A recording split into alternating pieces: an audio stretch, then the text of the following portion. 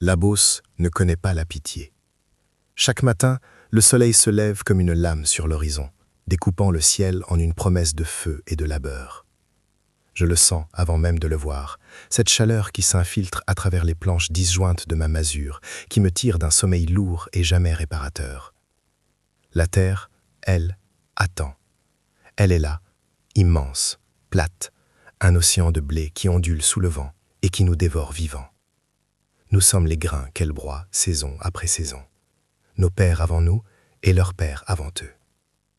Il y a dans l'air une odeur de poussière et de sueur séchée, une odeur de résignation. C'est le parfum de nos vies, un arôme âcre que nous transportons sur nos vêtements, dans nos cheveux, sous notre peau.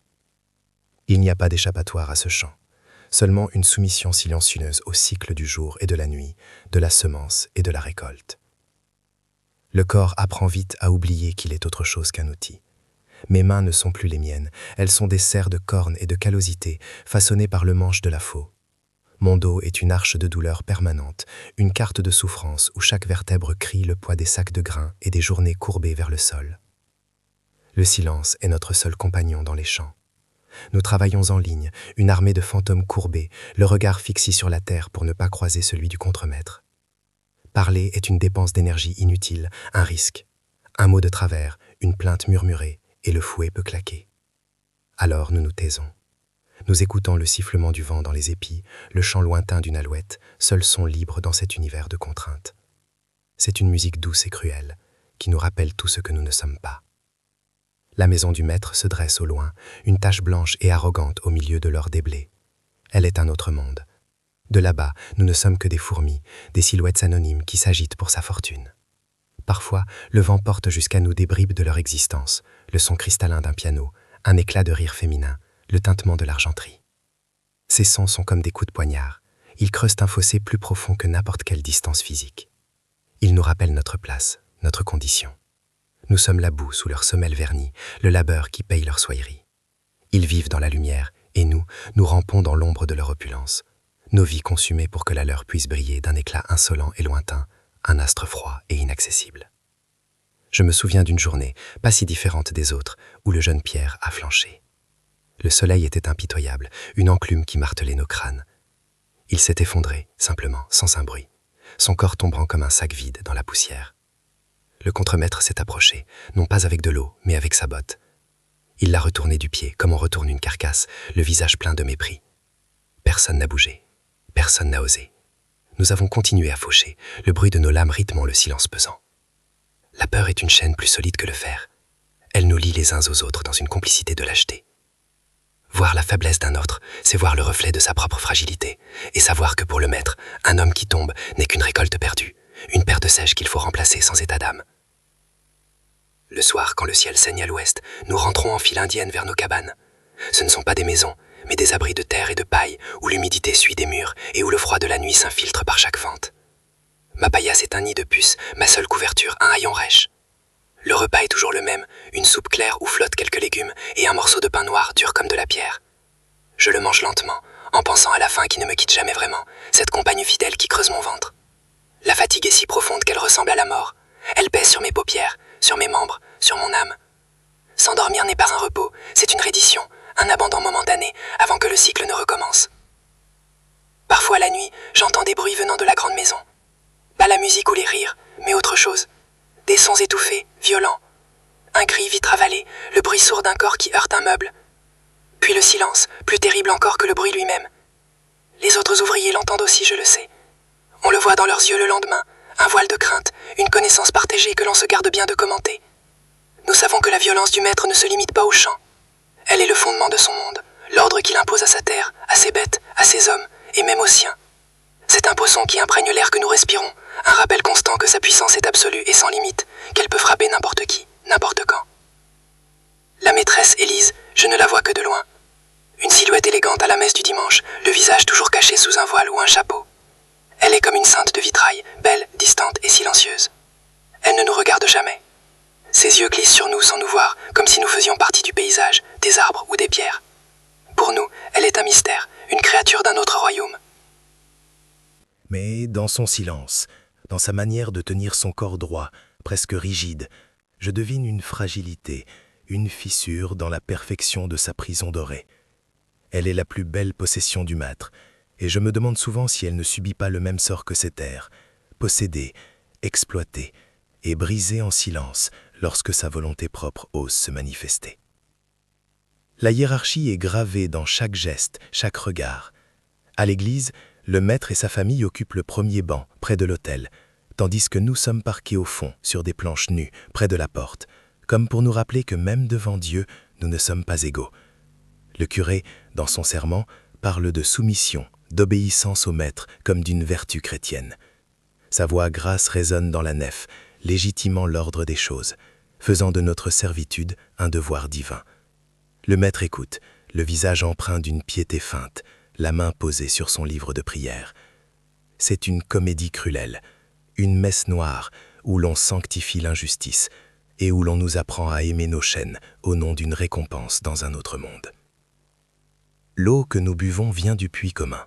Elle a le goût de la terre et de la rouille. La leur vient d'une source privée, claire et pure. Nos enfants, quand il y en a, naissent dans la boue et meurent souvent avant d'avoir vu 5 printemps, emportés par la fièvre ou la faim. Les leurs naissent dans des draps de lin, soignés par des nourrices et des médecins. Ce ne sont pas 2 mondes, mais 2 espèces distinctes qui cohabitent sur la même terre. L'une est faite pour commander, l'autre pour obéir jusqu'à l'épuisement. Et il n'y a aucune passerelle entre les deux. Naître de ce côté-ci du fossé, c'est porter une condamnation à perpétuité, une sentence prononcée avant même notre premier cri, transmise par le sang, la misère et la terre. Je n'attends rien. L'espoir est un luxe que je ne peux pas me permettre, une braise qui, si on la laissait s'embraser, consumerait le peu de force qu'il me reste pour survivre à la journée suivante. Je me contente de respirer, de travailler, de dormir. C'est une existence réduite à ses fonctions les plus primaires. Pourtant, il y a des moments, très rares, où une brèche s'ouvre. Le vol d'un oiseau, la couleur d'une fleur sauvage au bord du chemin, une mélodie portée par le vent. Ces instants de beauté sont une douleur exquise. Ils me rappellent qu'il existe autre chose que cette vie de brute, un monde de sensations et d'émotions auquel je n'aurai jamais accès. C'est une torture douce, une piqûre qui réveille une part de moi que je croyais morte depuis longtemps. Cette nuit-là, la lune était pleine, une pièce d'argent jetée sur le velours noir du ciel. Elle éclairait les champs d'une lumière spectrale, transformant le paysage familier en un royaume étrange et silencieux. Je ne pouvais pas dormir. Une angoisse sans nom me serrait la poitrine, un pressentiment, comme le calme pesant qui précède l'orage. Je suis sorti de ma cabane pour sentir l'air frais sur ma peau. C'est là que j'ai entendu. Pas un cri, pas un bruit de lutte, juste le son fragile, presque imperceptible, d'un sanglot étouffé. Il ne venait pas de la grande maison, mais de tout près. Il venait de l'intérieur de ma propre masure, de l'obscurité derrière moi. Un son qui n'avait rien à faire là, un son qui allait tout changer. Je m'appelle Jean. Ce nom, c'est tout ce que mon père m'a laissé, avec ce dos voûté et cette toux qui s'accroche à mes poumons comme la misère à notre peau. Il est mort ici, dans ce même champ, le visage contre la terre qu'il avait nourri de sa sueur toute sa vie. Je l'ai vu s'affaisser, un arbre que la hache invisible du labeur avait enfin abattu. Les autres ont continué à travailler autour de son corps, car la récolte n'attend pas les morts. Depuis ce jour, je porte sa mort en moi comme une seconde colonne vertébrale. Ce n'est pas de la tristesse, c'est quelque chose de plus ancien, de plus lourd, la connaissance que ma fin est déjà écrite dans ce sol, que je ne suis qu'un maillon dans une chaîne de servitude, un corps destiné à être consumé par cette terre qui appartient à un autre. Mon désir le plus fou n'est pas la liberté, mais simplement de mourir dans un lit. Le maître n'a pas de nom pour nous. Il est le maître, une force comme le vent ou le gel. Quand il arpente ces terres, le silence se fait sur son passage. Ses bottes, toujours cirées, ne touchent jamais la boue, comme si la terre elle-même n'osait pas le souiller. Il est grand, bâti comme un chêne, et son regard a la froideur de l'acier. Il ne crie jamais, sa voix est toujours basse, posée, et c'est cela qui est le plus terrifiant. Un ordre murmuré par lui a plus de poids que le hurlement d'un autre homme. Il incarne le pouvoir dans sa forme la plus pure et la plus brutale. Celui qui possède la terre possède les corps qui la travaillent. Il est la loi, le juge et le bourreau. Sa richesse n'est pas faite d'or, mais de nos vies épuisées, de nos jeunesses volées, de notre désespoir silencieux qui fait mûrir son blé sous le soleil implacable. Sa violence n'est pas celle, impulsive, d'un homme en colère. Elle est calculée, méthodique, un outil de gestion. Je me souviens d'un cheval, une bête magnifique mais rétive, qui avait refusé de tirer la charrue. Le maître s'est approché, sans un mot, et d'un seul coup de barre de fer, il lui a brisé les charrues. La bête s'est effondrée en hurlant, et il l'a regardé se vider de son sang avec une satisfaction froide, avant de donner l'ordre de l'équarrir. Ce n'était pas de la cruauté pour le plaisir, c'était une leçon. Une leçon pour l'animal, mais surtout pour les hommes qui regardaient, pétrifiés. Il nous montrait ce qu'il advenait de ceux qui lui résistaient. Nous sommes son cheptel, et il nous dresse par la peur, nous rappelant chaque jour que nos vies, comme celle de ce cheval, ne tiennent qu'à notre capacité à lui être utile et docile. Et puis, il y a elle, la maîtresse, Élise. Son nom est un murmure, un son trop délicat pour nos bouches calleuses. Je la vois parfois dans les jardins de la grande maison, une apparition de soie et de dentelle au milieu des roses. Elle est d'une beauté fragile, comme une fleur de serre qui ne survivrait pas à une seule journée dans nos champs. Son visage est d'une pâleur de porcelaine, ses mains gantées ne connaissent pas la terre. Elle glisse plus qu'elle ne marche, un fantôme élégant dans sa prison dorée. Mais lorsque le vent porte son parfum jusqu'à moi, un mélange de lilas et de tristesse, je perçois la solitude qui l'entoure comme un linceul invisible. Elle est la plus précieuse des possessions du maître, et peut-être la plus étroitement surveillée, la plus désespérément seule. Son luxe est une chaîne plus lourde encore que les nôtres. Les rumeurs courent dans les masures, chuchotées à la lueur d'une bougie. On dit que les chants d'oiseaux dans ses volières sont là pour couvrir le bruit de ses pleurs. On dit que les manches longues de ses robes, même en plein été, cachent plus que la blancheur de sa peau. Je l'ai observée à la messe.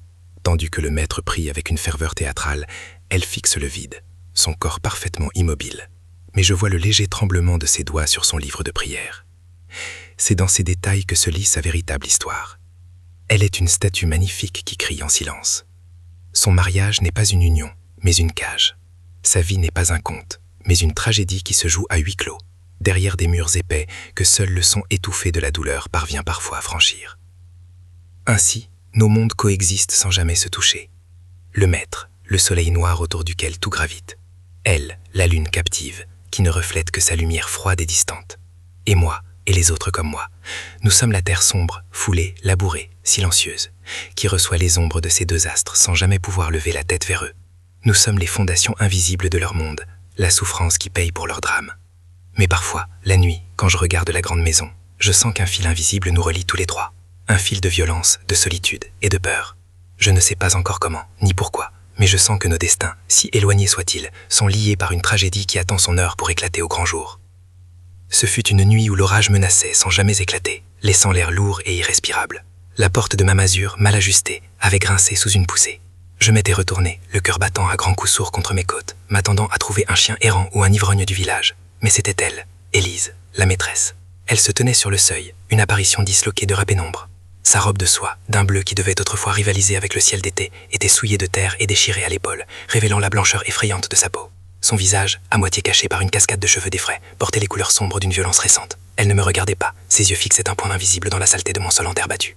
Le silence entre nous était plus assourdissant que n'importe quel cri, un abîme où nos deux mondes se rencontraient dans une collision duète et terrifiante. Je suis resté pétrifié, incapable du moindre mouvement. Ma première pensée fut pour le maître. L'imaginer me trouvant ici, avec elle, dans cet état, a suffi à glacer mon sang.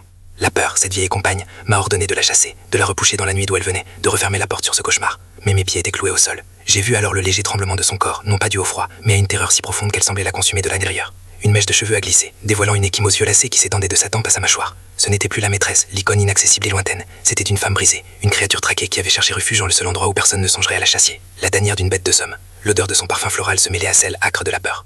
Sans un mot, j'ai reculé d'un pas, puis d'un autre, lui laissant l'espace pour entrer. C'était un geste insensé, une trahison de toutes les lois écrites et non écrites des colonnes et nos vies. J'ai doucement poussé la porte derrière elle, et le bruit du loquet qui se refermait a résonné dans la petite pièce comme un sceau posé sur ma propre condamnation. Elle a sursauté au son corps se recroquevillant sur lui-même, prêt à recevoir un autre coup. Je me suis immobilisé à l'autre bout d'Air Masure, près de ma baillasse, m'efforçant de paraître aussi inoffensif qu'un meuble.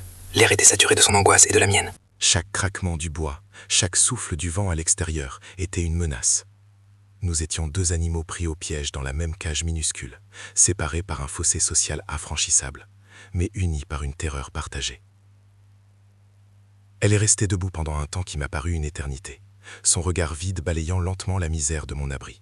Le seau d'eau rouillé, l'unique tabouret boiteux, les murs suintants d'humidité. Je me suis demandé ce qu'elle voyait, si elle mesurait le gouffre qui nous séparait. Puis, ses yeux se sont posés sur moi. Pour la première fois, elle m'a vraiment regardé. Il n'y avait ni mépris, ni pitié dans son regard, seulement une surprise hébétée, comme si elle découvrait une nouvelle espèce.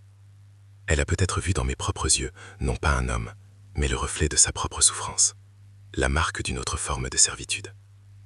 Ses lèvres ont tremblé, comme pour former un mot qui ne viendrait jamais, et une seule larme a tracé un sillon propre sur la saleté de sa joue. Ce fut notre seule conversation, un échange silencieux qui disait tout de la douleur, de la peur et de l'impossibilité de notre situation. Lentement, comme si je craignais de l'effaroucher, j'ai trempé un chiffon propre dans le seau d'eau et je me suis approché. Je me suis agenouillé devant elle, sans oser lever les yeux, et je lui ai tendu le linge humide. C'était une offrande dérisoire, un geste d'une infimité criminelle. Elle a hésité, sa main gantée et déchirée, planant au-dessus de la mienne, calieuse et noircie par la terre. Puis, elle l'a pris. Ses doigts ont effleuré les miens, un contact aussi bref et brûlant qu'une braise. Elle a porté le chiffon à son visage avec une infinie précaution, et un sanglot étouffé a secoué ses épaules. À cet instant, dans l'obscurité de ma cabane, les barrières du monde se sont effondrées. Il n'y avait plus de maître ni de serviteur, seulement un homme et une femme, partageant le poids d'un secret qui allait nous écraser tous les deux. Je savais, avec une certitude glaciale, que la nuit ne s'achèverait jamais vraiment. Elle est partie avant que les premières lueurs grises de l'aube ne viennent lécher l'horizon, se glissant hors de ma masure comme un fantôme qui regagne sa tombe. Je n'ai pas bougé, je n'ai pas respiré avant d'entendre le son de ses pas s'évanouir dans la rosée. La cabane, après son départ, semblait à la fois plus vide et plus pleine qu'avant. Son odeur persistait, un mélange étrange de lilas fanés et de peur fraîche, un parfum de son monde qui souillait la puanteur familiale de ma misère. J'ai regardé la place qu'elle avait occupée, ce petit coin de terre battue près du mur. C'était devenu un lieu sacré et maudit. En la cachant, je n'avais pas seulement défié le maître, j'avais laissé entrer dans mon existence une complication aussi belle que mortelle. Le soleil s'est levé ce matin-là non pas comme une promesse, mais comme un œil accusateur qui me cherchait déjà.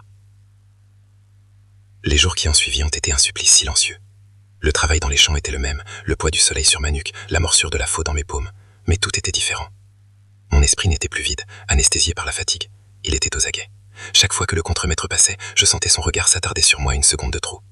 Chaque conversation à voix basse entre les autres ouvriers me semblait parler de moi, de mon secret. Je scrutais la grande maison, cherchant une silhouette à une fenêtre, un signe de vie ou de mort. Était-elle enfermée? Avait-il fini par la tuer? Cette incertitude était un poison lent. Je me sentais marqué, comme si mon crime était visible sur mon visage. J'étais devenu un homme qui avait quelque chose à perdre, et ce quelque chose n'était même pas ma propre vie, mais le secret d'une autre. Elle est revenue 3 nuits plus tard. Sans orage pour masquer sa venue cette fois, juste le courage du désespoir. Elle a gratté à ma porte, un bruit si faible que j'ai d'abord cru l'avoir rêvé. Quand j'ai ouvert, elle était là, moins brisée physiquement, mais son âme semblait encore plus en lambeaux. Elle n'a rien dit en entrant, se contentant de s'asseoir à la même place, comme si un rituel s'installait entre nous. Cette nuit-là, pour la première fois, des mots ont été échangés. Pas des phrases, juste des fragments. Mon nom. Elle l'a demandé d'une voix qui était à peine à souffle. Jean. Je le lui ai dit. Elle l'a répété pour elle-même, comme si elle goûtait ce son simple et rugueux. C'était la première fois que j'entendais mon nom prononcé sans être un ordre ou une insulte. Dans sa bouche, il sonnait presque comme celui d'un homme. Une habitude dangereuse s'est installée. Ces visites nocturnes sont devenues notre secret partagé. Je ne dormais plus vraiment. Je l'attendais. Je gardais pour elle un peu d'eau propre, et parfois, quand j'avais de la chance, un fruit volé dans le verger du maître. C'était une folie, un risque incessant pour une pomme ou une poignée de cerises, mais le lui offrir était devenu une nécessité. C'était ma seule façon de lui parler, de lui montrer qu'elle n'était pas seule. Elle acceptait mes offrandes avec une gravité silencieuse. Nous mangions ensemble dans l'obscurité, le bruit de nos mastications emplissant le silence. Ces repas clandestins étaient plus intimes que n'importe quelle conversation. Nous partagions plus que du pain. Nous partagions le risque, la peur et la reconnaissance muette d'être 2 créatures survivant à la même cruauté, chacun dans sa propre cage. Peu à peu, elle a commencé à parler. Ses mots étaient des oiseaux fragiles, s'aventurant hors de leur cage de silence. Elle ne parlait jamais de lui, jamais de la violence. C'était un sujet trop lourd, trop monstrueux pour être nommé dans notre fragile sanctuaire. Non, elle parlait de choses futiles et magnifiques. D'un livre qu'elle avait lu dans sa jeunesse, d'une chanson que sa mère lui chantait, de la couleur de la mer qu'elle n'avait vue qu'une seule fois. En l'écoutant, je voyageais dans un monde qui m'était aussi étranger que la lune. Un monde de douceur, d'éducation et de souvenirs heureux. C'était à la fois un baume et une torture. Ces histoires soulignaient le gouffre qui nous séparait, mais elle me permettait aussi, pour la première fois de ma vie, de voir une femme et non une maîtresse. Je voyais l'enfant qu'elle avait été, la personne qu'elle aurait pu devenir. Je ne répondais que par des grognements ou des hochements de tête. Je n'avais pas ces mots, moi. Mon histoire était écrite sur mon corps, dans la courbure de mon dos et les crevasses de mes mains. Un soir, elle a remarqué une longue entaille sur mon avant-bras, faite par une lame de faux mal aiguisée. Sans un mot, elle a déchiré un pan de son jupon, un tissu d'une finesse incroyable, et l'a trempé dans l'eau. Elle s'est approchée de moi.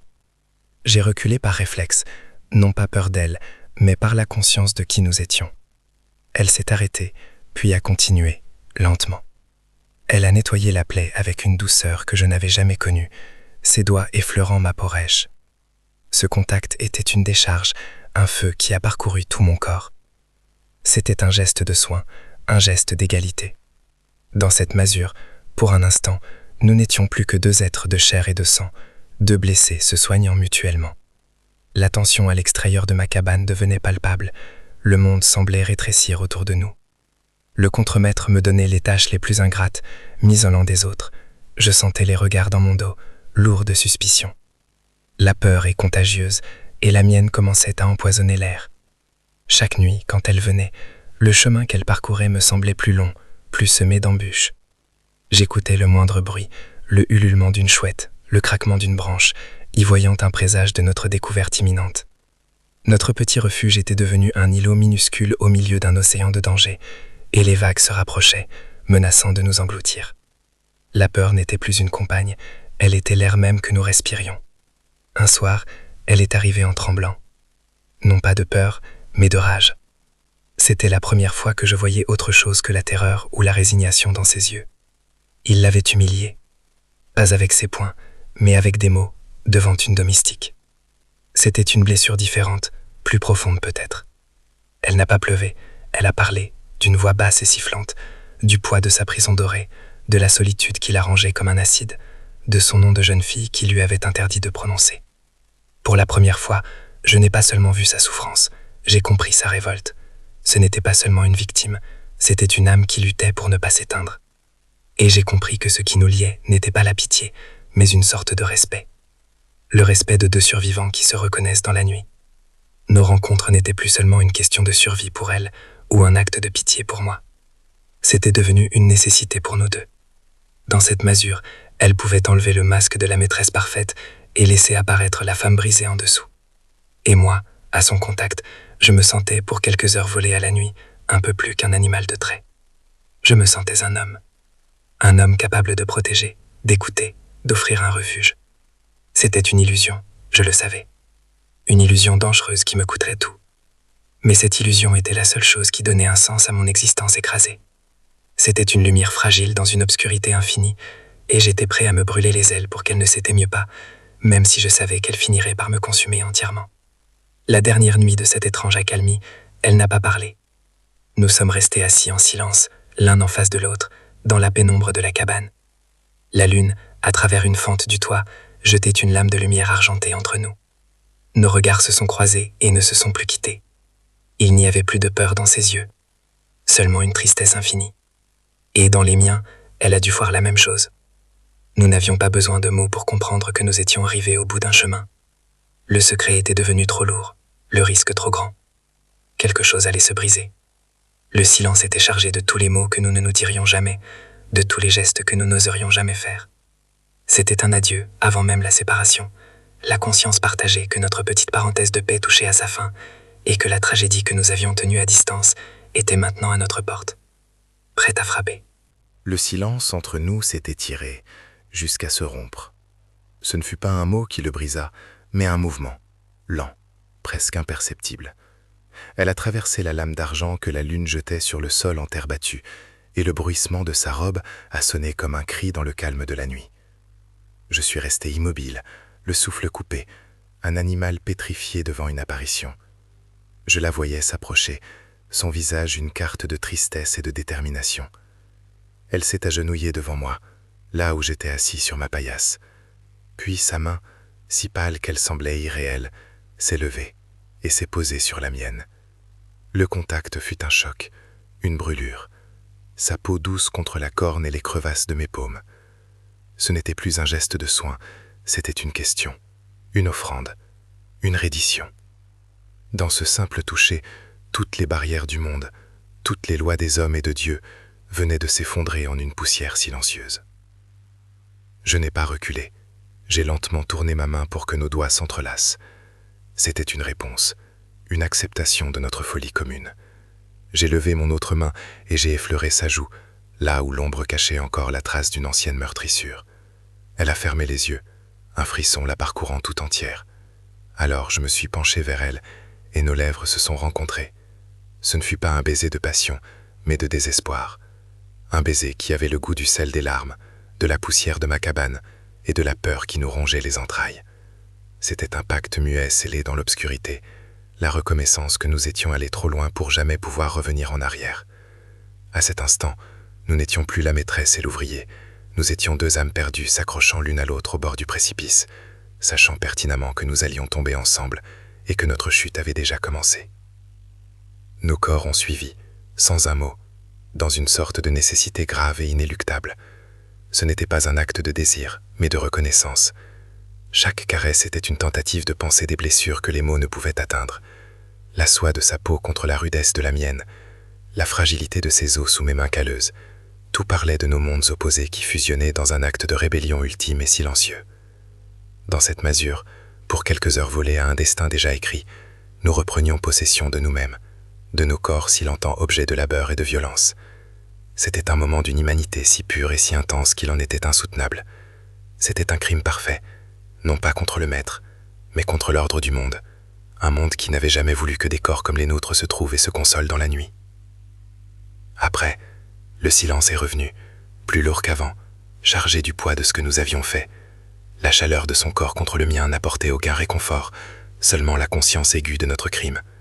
Chaque bruit à l'extérieur, le souffle du vent, le cri lointain d'un oiseau de nuit, sonnait comme l'approche du châtiment. J'ai senti le désespoir m'envahir comme une marée noire. Cet instant de connexion, cette fragile illusion de salut, n'avait fait que nous enchaîner plus solidement l'un à l'autre, nous liant pour la tragédie à venir. Ma masure n'était plus un refuge, elle était devenue notre tombeau commun, le lieu de notre transgression et le témoin muet de notre condamnation. Nous avions bravé l'interdit, non pas pour trouver la liberté, mais pour choisir la forme de notre propre destruction, et elle avait eu la douceur d'un abandon. Je l'ai regardée dans la pénombre, sa respiration enfin apaisée par un sommeil fragile. Une tendresse féroce et inutile m'a submergé. L'envie de la protéger, de la garder ici, loin de lui, loin de tout. Mais c'était un rêve d'enfant. J'ai compris alors, avec une clarté glaciale, que cet instant de tendresse était notre véritable condamnation. Ce n'était plus une question d'aide ou de pitié, c'était devenu une affaire personnelle. En la touchant, je n'avais pas seulement défié le maître, je lui avais donné une raison de me détruire, de m'anéantir jusqu'à ce qu'il ne reste plus rien de moi. J'avais volé ce qui lui appartenait, non pas sa femme, mais son pouvoir de la faire souffrir. Et pour ce crime, il n'y aurait pas de pardon. L'aube qui allait venir n'apporterait pas de lumière, mais le fil de la hache du bourreau. Le sommeil ne vint pas. Nous étions étendus côte à côte sur ma paillasse, dans un silence si dense qu'il semblait avoir un poids, une texture. Je sentais la chaleur de sa peau contre la mienne, une chaleur fragile qui ne parvenait pas à chasser le froid de mes os. Dehors, la nuit était sans lune, une chape de velours nord piquée de quelques étoiles indifférentes. Un chien a aboyé au loin, une plainte longue et solidaire qui a déchiré le calme. Puis un autre lui a répondu, plus près. Un frisson a parcouru le corps d'Élise, et je l'ai instinctivement serré plus fort contre moi, comme si mon corps de paysan pouvait la protéger des ombres qui s'agitaient à l'extérieur. Je me suis dit que c'était juste un renard, ou un voyageur égaré. Mais une autre partie de moi, plus ancienne, plus sage, savait que le son de ces aboiements n'était pas un hasard. C'était le son d'une chasse qui commençait, le son d'une meute qui se rapprochait inexorablement de sa proie. La porte de ma masure n'a pas grincé. Elle a explosé vers l'intérieur, arrachée de ses gonds dans un fracas de bois brisé. La lumière d'une lanterne a inondé la pièce d'une lueur jaune et brutale, nous clouant sur place, nus et aveuglés. Une silhouette massive se tenait sur le seuil, une ombre noire découpée dans la flamme. Le maître. Il n'a pas eu besoin d'entrer complètement.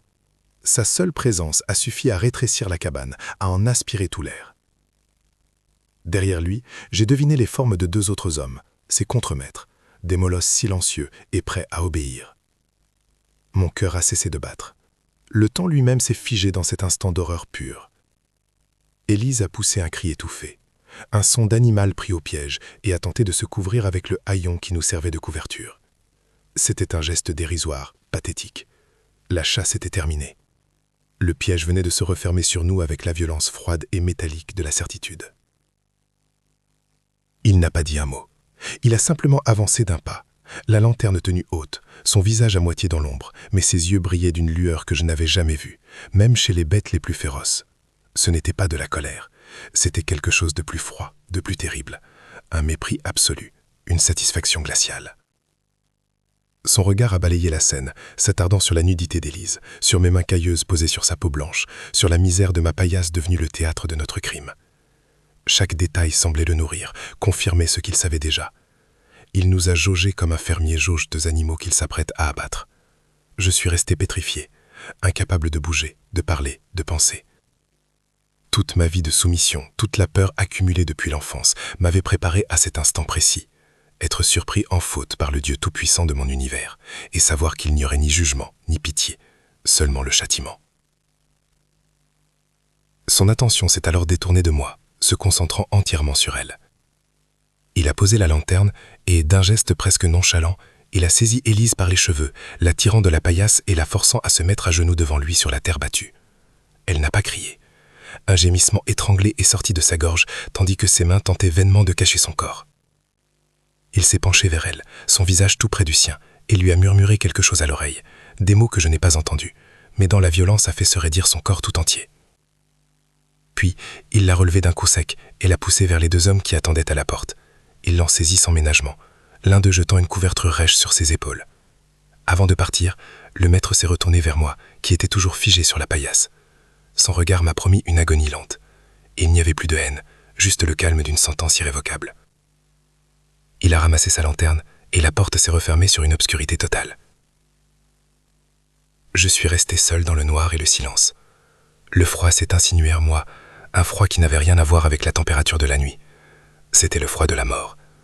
L'odeur d'Élise flottait encore dans l'air, mais elle était déjà corrompue par celle plus âcre de la lanterne du maître. Dehors, je n'entendais rien, pas un pas, pas un murmure. Mais je savais qu'ils étaient là. Ils m'encerclaient. Ma cabane n'était plus un abri. C'était ma cellule, le premier cercle de mon enfer. J'ai compris alors que ce n'était pas seulement la fin de notre secret, c'était la fin de tout. Il ne me tuerait pas simplement, c'était trop facile. Il allait me détruire, m'effacer, faire de mon nom une souillure et de ma vie un exemple. Dans l'obscurité, seul avec le fracas de mon propre cœur, j'ai enfin compris la nature de son pouvoir.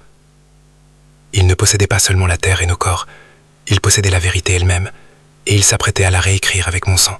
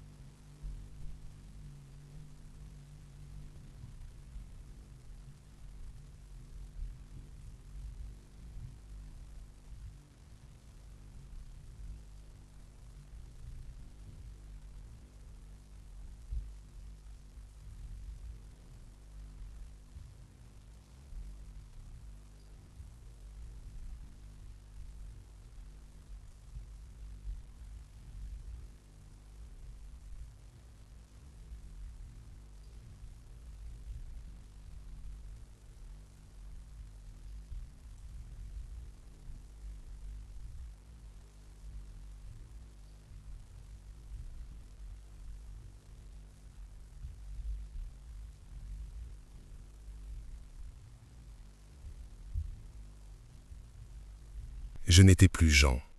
J'étais devenu un exemple, un épouvantail de chair et de sang destiné à effrayer les corbeaux de la rébellion. Le maître, debout sur le perron de sa grande maison blanche, observait la scène, le visage impénétrable. Il n'avait pas besoin de prononcer un mot. Le silence de tous les autres parlait pour lui. Un cri d'allégeance et de terreur qui validait son pouvoir absolu. C'est le maire, son cousin, qui m'a lu l'acte d'accusation dans une pièce froide de la mairie. Sa voix était mal assurée, ses yeux fuyaient les miens. Les mots qu'il prononçait n'avaient aucun sens, ils appartenaient à un cauchemar. Viol, agression sur la personne de la maîtresse, meurtre. Il disait que je l'avais attiré dans ma cabane, que je lui avais fait violence et que pour cacher mon crime, je l'avais tué et dissimulé son corps. J'ai écouté ce récit monstrueux. cette inversion parfaite de la vérité, et je n'ai rien ressenti d'autre qu'un vide immense. La vérité n'avait aucun poids face à une histoire si bien construite, si utile. Ils avaient pris sa souffrance et ma pitié, et ils en avaient fait une arme pour nous anéantir tous les deux. J'ai compris à cet instant qu'Élise était morte, tuée une première fois par ses mains et une seconde fois par ses mensonges, et j'étais l'assassin désigné pour porter le fardeau de ces deux meurtres. Le procès fut une parodie, une pièce de théâtre macabre jouée en quelques heures. On m'a traîné devant un juge au visage las, qui devait sans doute sa position au maître. Des témoins ont défilé. Des ouvriers, mes compagnons de misère, qui juraient m'avoir entendu proférer des menaces, qui disaient m'avoir vu rôder près de la grande maison. Leur voix tremblait, leur regard restait fixé sur le plancher. Je ne leur en voulais pas. Ils avaient des familles à nourrir, des corps à préserver. Leur parjure était un acte de survie. Je suis resté silencieux. À quoi bon parler? Mes mots n'étaient que du vent face à la parole d'un propriétaire terrien. Ma culpabilité était la pierre angulaire de son honneur restauré.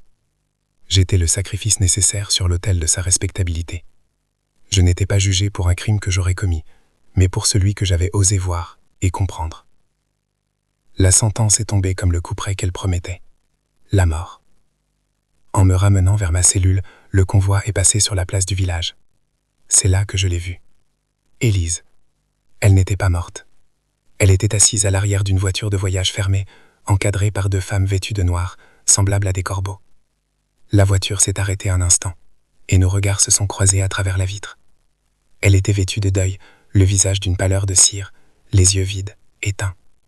Il n'y avait plus de peur, plus de tristesse, plus rien. C'était une poupée de porcelaine brisée, une enveloppe vide. Elle avait été réduite au silence, sa raison volée, son histoire effacée. On l'envoyait sans doute dans un couvent lointain ou un asile, là où les femmes folles et gênantes disparaissent. Sa survie était une condamnation pire que la mienne. Le maître ne l'avait pas tuée, il l'avait anéantie. Mes dernières nuits se sont écoulées dans le cachot, une boîte de pierre humide et froide.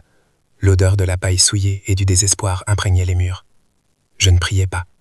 Le Dieu du curé était le même que celui du maître, un Dieu qui bénissait l'ordre et la soumission. Je pensais à la terre, à l'odeur de la beauce après la pluie, à la chaleur du soleil sur ma nuque, à la sensation d'un épi de blé mûr entre mes doigts. Je pensais à ce contact, la douceur de sa peau contre la mienne, cet instant où nous avions été simplement un homme et une femme. Ce n'était pas un péché, c'était le seul moment de ma vie où je m'étais senti pleinement humain. Et c'est pour cette humanité que j'allais mourir. Ma mort n'allait pas rétablir la justice, elle allait la sceller, la graver dans la pierre, rappeler à tous que la pitié est un luxe que les pauvres ne peuvent se permettre, et que le cœur d'un homme comme moi est un crime en soi. Le matin de la fin est arrivé, avec un ciel d'un gris délavé. Le bruit de la foule sur la place montait jusqu'à moi, une rumeur sourde et avide. Je n'ai pas peur. La fatigue était plus forte que tout. Alors que je montais les quelques marches de l'échafaud, mon regard a balayé l'horizon. Au loin, je pouvais voir les champs de blé qui ondulaient sous le vent, vastes et dorés, une mer indifférente qui avait déjà bu la sueur de mon père et qui boirait bientôt mon sang. Je n'ai pas pensé au maître, ni à la lame. J'ai pensé à son visage, dans la pénombre de ma cabane, au moment où une larme avait tracé un sillon sur sa joue. C'était la seule chose vraie, la seule chose qui avait compté. Peut-être que mon histoire s'achève ici, mais si vous tendez l'oreille, si vous écoutez le silence qui pèse sur ces terres après la récolte, vous entendrez peut-être l'écho d'autres vies comme la mienne, des histoires silencieuses que la terre n'oublie jamais.